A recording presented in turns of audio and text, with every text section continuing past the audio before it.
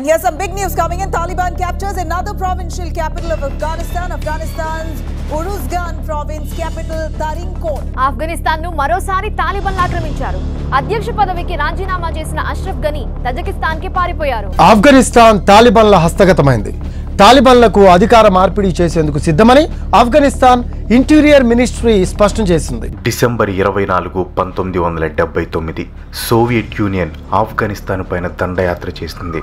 తాము మొదట్లో సహాయం చేసిన కమ్యూనిస్ట్ గవర్నమెంట్ హద్దులు దాటి ఎదురు తిరగటంతో సోవియట్ యూనియన్కి వేరే దారి లేక ఆఫ్ఘనిస్తాన్ని ఆక్రమించింది.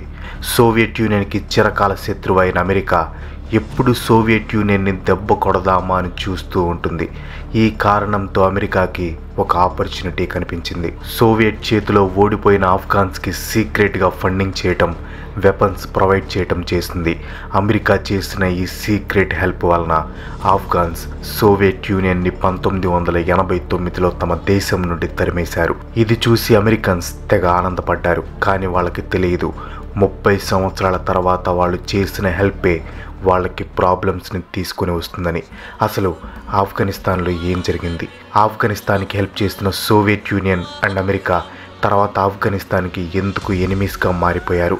అమెరికా చేసిన హెల్ప్ ఎందుకు వాళ్ళకి పక్కలో బల్యంగా మారింది? ఇవన్నీ తెలుసుకోవాలంటే ఆఫ్ఘనిస్తాన్ హిస్టరీ గురించి మనం కొంచెం తెలుసుకోవాలి.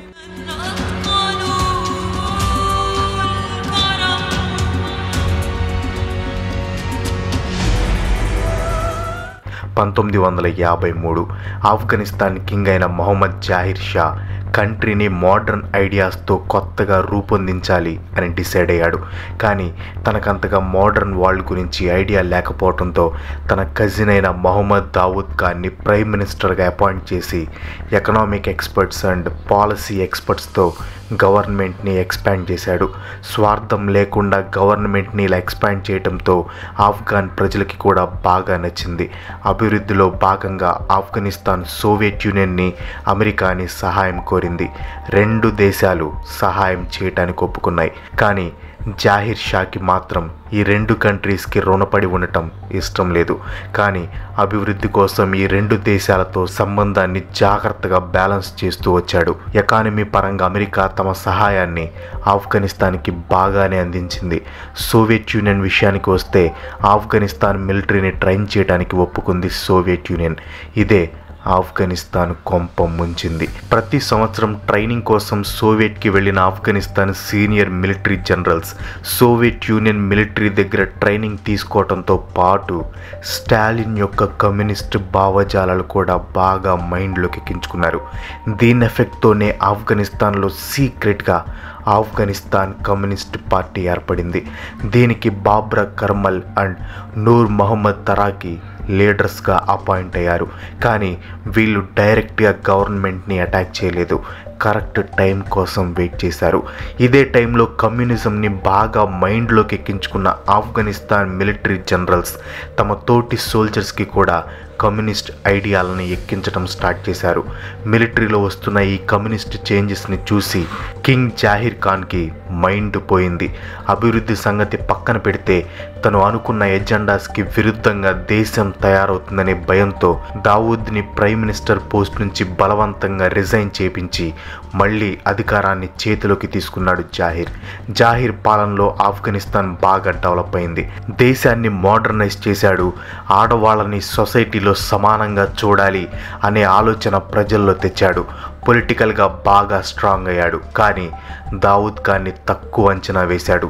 తను ప్రైమ్ మినిస్టర్గా ఉన్నప్పుడు కమ్యూనిజంతో నిండి ఉన్న మిలిటరీ మొత్తాన్ని తన చేతుల్లో పెట్టుకున్నాడు దావూద్. ప్రైమ్ మినిస్టర్గా రాజీనామా చేసినా కూడా మిలిటరీతో సీక్రెట్ రిలేషన్షిప్ మెయింటైన్ చేశాడు.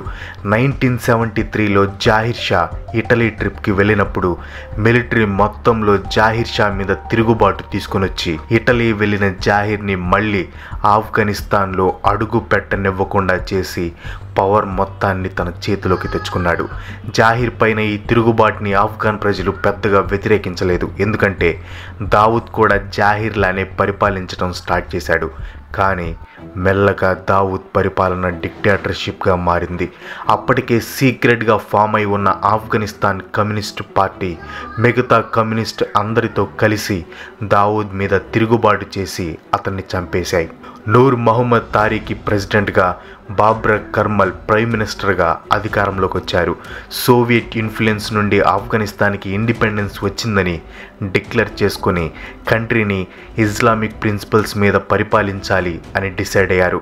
బయటకైతే చెప్పుకున్నారు, కానీ నూర్ తరాకీ అండ్ బాబ్రక్ కామల్ మొత్తం సోవియట్ యూనియన్తో ఫ్రెండ్షిప్ చేస్తూ సోవియట్ యూనియన్తో ఫ్రెండ్షిప్ ట్రీటీ సైన్ చేసుకున్నారు. ఈ ట్రీటీ సైన్ చేయటం హజిఫుల్లా అమీన్ అనే ఇంకో పవర్ఫుల్ కమ్యూనిస్ట్ లీడర్కి, అతని ఫాలోవర్స్కి అస్సలు నచ్చలేదు. హజిఫుల్లా అమీన్కి తరాకీకి చిన్నగా రైవల్రీ స్టార్ట్ అయింది. ఇదే టైంలో సోవియట్ యూనియన్ సపోర్ట్తో నడుస్తున్న గవర్నమెంట్ని ఓడించడానికి ముజాహిద్దీన్ అనే ఇస్లామిక్ రెబల్ గ్రూప్ స్టార్ట్ అయింది.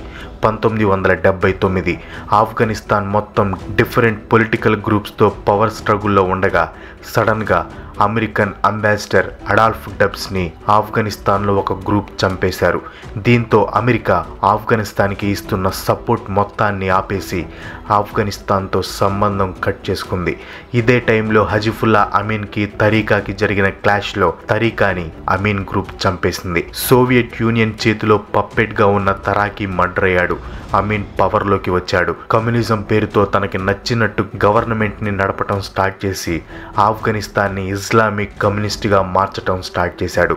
ఇది కంటిన్యూ అయితే ఎప్పటికైనా వరల్డ్ స్టేజ్లో తమకి చెడ్డ పేరు తీసుకొస్తుందని డిసైడ్ అయిన సోవియట్ యూనియన్ ఆఫ్ఘనిస్తాన్ని ఆక్రమించాలి అని డిసైడ్ అయింది. డిసెంబర్ 24, 1979 ఆఫ్ఘనిస్తాన్ని ఆక్రమించింది.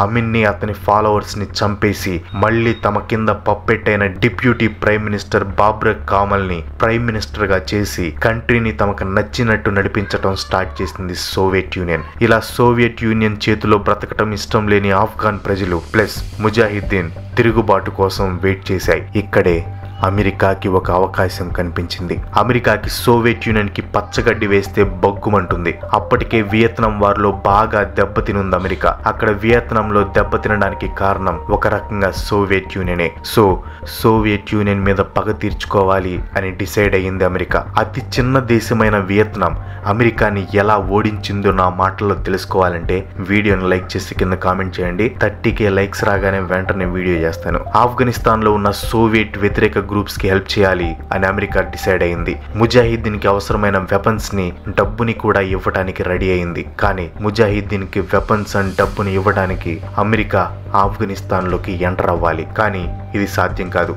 అందుకే అమెరికా పాకిస్తాన్ సహాయం తీసుకోవాలి అనుకుంది. ఇలాంటి ఒక ఆపరేషన్ ని నడిపే కెపాసిటీ అప్పట్లో పాకిస్తాన్ గవర్నమెంట్ కి లేదు. అప్పుడే అమెరికా ISI హెల్ప్ తీసుకుంది.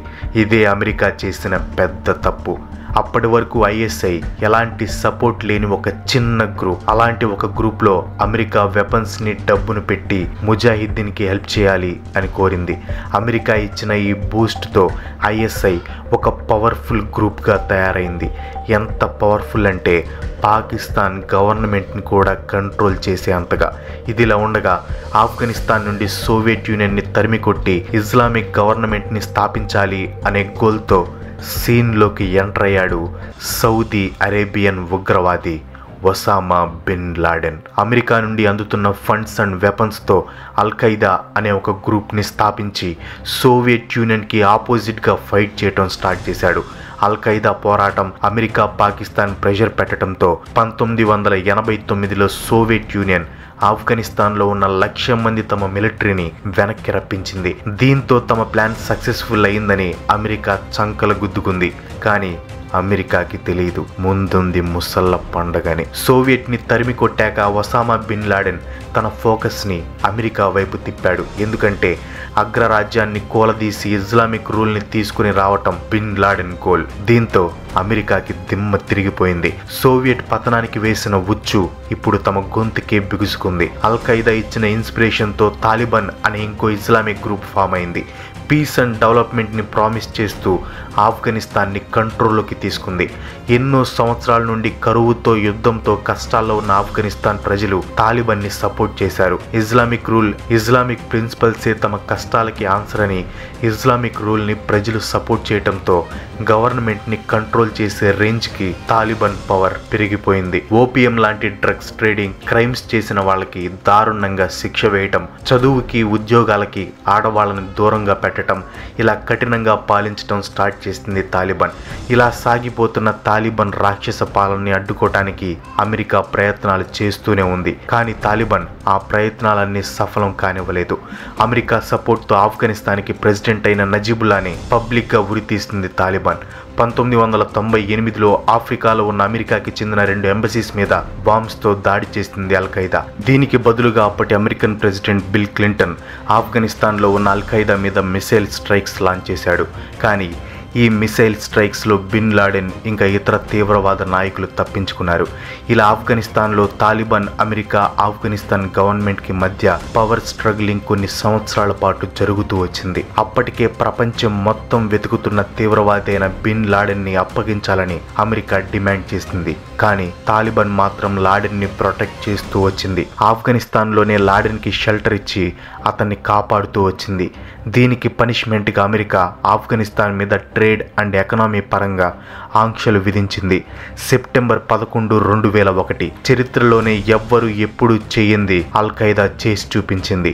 అదే అమెరికాని భయపెట్టడం. బిన్ లాడెన్ గైడెన్స్ లో జరిగిన ట్విన్ టవర్స్ అటాక్ అమెరికన్స్ తో పాటు ప్రపంచం మొత్తాన్ని వణికించింది. అమెరికాకి కోలుకోలేని దెబ్బ తగిలింది. ట్విన్ టవర్స్ అటాక్ తో తాలిబాన్ ని అంతం చేయాలి అని British government and American government కలిసి పనిచేయటం స్టార్ట్ చేశాయి. ఈ 2 దేశాల దెబ్బకి ఆఫ్ఘనిస్తాన్లో తాలిబాన్ పతనం మొదలైంది. డిసెంబర్ 7, 2001 తమ ఆధీనంలో ఉన్న ఆఫ్ఘనిస్తాన్లోని ఇంపార్టెంట్ ప్లేసెస్ అన్నిటిని వదిలేసి పారిపోయింది తాలిబాన్. తాలిబాన్ పతనం అవడంతో అమెరికా అండ్ యూకే సపోర్ట్తో హమీద్ కర్జాయ్ ఆఫ్ఘనిస్తాన్ని పాలించడానికి రెడీ అయ్యాడు. 30 సంవత్సరాల తర్వాత 2005లో మళ్లీ ఆఫ్ఘనిస్తాన్లో పార్లమెంట్ ఎలక్షన్స్ జరిగాయి. ఈ ఎలక్షన్స్లో 10.5 మిలియన్ ఆఫ్ఘన్స్ ఓటింగ్లో పాల్గొన్నారు. హమీద్ కర్జాయ్ని ప్రెసిడెంట్గా ఎన్నుకున్నారు. 2006లో అంతా అయిపోయిందనుకున్న తాలిబాన్ మళ్లీ వెలుగులోకి వచ్చింది. ఆఫ్ఘనిస్తాన్లో నాటో ఎక్స్పాండ్ చేస్తున్న పీస్ కీపింగ్ ఆపరేషన్ ని అడ్డుకోవడానికి సూసైడ్ బాంబింగ్స్ ని చేసింది. దీనిలో చాలా ప్రాణ నష్టం జరిగింది. దీనికి సమాధానంగా అమెరికా సపోర్ట్ తో ఆఫ్ఘనిస్తాన్ గవర్నమెంట్ అండ్ నాటో కలిసి తాలిబాన్ లీడర్ ముల్లా దలుల్లాని అంతం చేశాయి. 2011 ట్విన్ టవర్స్ అటాక్కి కారణమైన అల్ ఖైదా లీడర్ బిన్ లాడెన్ని పాకిస్తాన్లో అబోటాబాద్లో వెతికి పట్టుకొని అంతం చేసింది అమెరికా. 2012 చాలా మందికి తెలియని విషయం ఏంటంటే అమెరికన్ సోల్జర్స్ చేసిన మారణకాండలు, అకృత్యాలే మళ్ళీ ఆఫ్ఘనిస్తాన్ పతనానికి పునాది వేసింది. 2012లో ఒక అమెరికన్ సోల్జర్ 16 మంది ఆఫ్ఘనిస్తాన్ పౌరులని వాళ్ళ ఇళ్లలో దూరి షూట్ చేశాడు. దీన్ని ఖండిస్తూ ప్రెసిడెంట్ హమీద్ కర్జాయ్ అమెరికా మిలిటరీని ఆఫ్ఘనిస్తాన్ వదిలి వెళ్లిపోవాలి అని డిక్లేర్ చేశాడు. అమెరికా ఆఫ్ఘనిస్తాన్ నుండి వెళ్లిపోతే తమ పవర్ మళ్లీ తిరిగి వస్తుంది అనే ప్లాన్తో తాలిబాన్ కూడా ఈ విషయంలో హమీద్ కర్జాయ్కి సపోర్ట్ చేస్తుంది. 2013లో నాటో జరుపుతున్న మిలిటరీ ఆపరేషన్స్ ని మొత్తం ఆఫ్ఘనిస్తాన్ తమ స్వాధీనం చేసుకుంది. 2014లో అమెరికా ప్రెసిడెంట్ ఒబామా ఆఫ్ఘనిస్తాన్లో ఉన్న తమ మిలిటరీని తగ్గించే ప్లాన్ ని రిలీజ్ చేశాడు. ఇదే టైంలో అష్రఫ్ గనీ ఆఫ్ఘనిస్తాన్ ప్రెసిడెంట్ గా ఎన్నికయ్యాడు. ఒబామా ప్లాన్ తో సంబరాలు జరుపుకుంటున్న తాలిబాన్ కి ఒబామానే మళ్లీ షాక్ ఇచ్చాడు. ఆఫ్ఘనిస్తాన్లో ఉన్న 5,500 మంది అమెరికన్ సోల్జర్స్ ని 217 వరకు అలాగే మెయింటైన్ చేస్తున్నట్లు 2015లో తన ప్రెసిడెంట్ గా పదవి విరమణ చేసే టైంలో డిక్లేర్ చేశాడు. ఒబామా తర్వాత వచ్చిన ట్రంప్ కూడా ఉగ్రవాదాన్ని అనగదొక్కాలి అనే ఉద్దేశంతో ఒబామా పాలసీనే ఫాలో అయ్యాడు. ఆఫ్ఘనిస్తాన్లో ఉన్న అమెరికన్ సోల్జర్స్ ని అలాగే మెయింటైన్ చేశాడు. దీనికి బదులుగా తాలిబాన్ అమెరికా మీద చాలా ప్రెషర్ తెచ్చింది. అప్పుడప్పుడు అటాక్స్ చేస్తూ తమ కంట్రీని వదిలి వెళ్ళాలి అంటూ పొలిటికల్ గా కూడా ప్రెషర్ తెచ్చింది. ఫిబ్రవరి 2019 మళ్లీ అమెరికా ఇంకో తప్పు చేసింది. పొలిటికల్ ప్రెషర్స్ కారణంతో ఎన్నో ఏళ్ల నుండి తాలిబాన్ తో వారిని ఎండ్ చేస్తూ ఒక శాంతి ఒప్పందం సైన్ చేసింది. ఈ ఒప్పందం ప్రకారం అమెరికా తమ మిలిటరీని ఆఫ్ఘనిస్తాన్ నుండి పూర్తిగా వెనక్కి తీసుకోవాలి అండ్ తాలిబాన్ ఎలాంటి ఉగ్రవాద చర్యలకు పాల్పడకూడదు. 2020 ఆఫ్ఘనిస్తాన్లో ఉన్న అమెరికన్ మిలిటరీలో సగం మందిని అమెరికా ఖాళీ చేయించింది. 2021 జో బైడెన్ పూర్తిగా తమ మిలిటరీని ఆఫ్ఘనిస్తాన్ నుండి వెనక్కి రప్పించేశాడు. ఆఫ్ఘనిస్తాన్ గవర్నమెంట్ కూలిపోయింది. కంట్రీ మొత్తం తాలిబాన్ చేతుల్లోకి వెళ్ళిపోయింది. తాలిబాన్ తాము సైన్ చేసిన ఒప్పందం పక్కన పెట్టేసి మళ్లీ ఉగ్రవాదం చేపట్టింది. తాలిబాన్ కింద బ్రతకలేక పారిపోతున్న ఆఫ్ఘనిస్తాన్ ప్రజలపైన 2 సూసైడ్ బాంబింగ్స్ చేసింది. ఇలా సోవియట్ మీద పగతో ఆఫ్ఘనిస్తాన్ లో ఎంటర్ అయిన అమెరికా తమ శత్రువుకి తామే పాలిచ్చి పెంచి ఇప్పుడు అదే శత్రువు చేతులు ఆఫ్ఘనిస్తాన్ ని వదిలేసి వెళ్లిపోయింది. అమెరికా తీవ్రవాద సంస్థలతో చేతులు కలపకుండా వేరే మార్గంలో వెళ్లి ఉంటే ఆఫ్ఘనిస్తాన్ కి ఈ రోజు ఈ గతి పట్టేది కాదు. That's all for today. ఈ వీడియో మీకు ఎలా అనిపించిందో కింద కామెంట్ లో పోస్ట్ చేయండి. వీడియో నచ్చితే లైక్ చేయండి, షేర్ చేయండి. నెక్స్ట్ వీడియో మిస్ కావాలనుకుంటే మన ఛానల్ కి తప్పకుండా సబ్స్క్రైబ్ అవ్వండి. ఇంకో మంచి ఎపిసోడ్ తో మళ్ళీ కలుసుకుందాం. అంతవరకు సెలవు. Bye bye.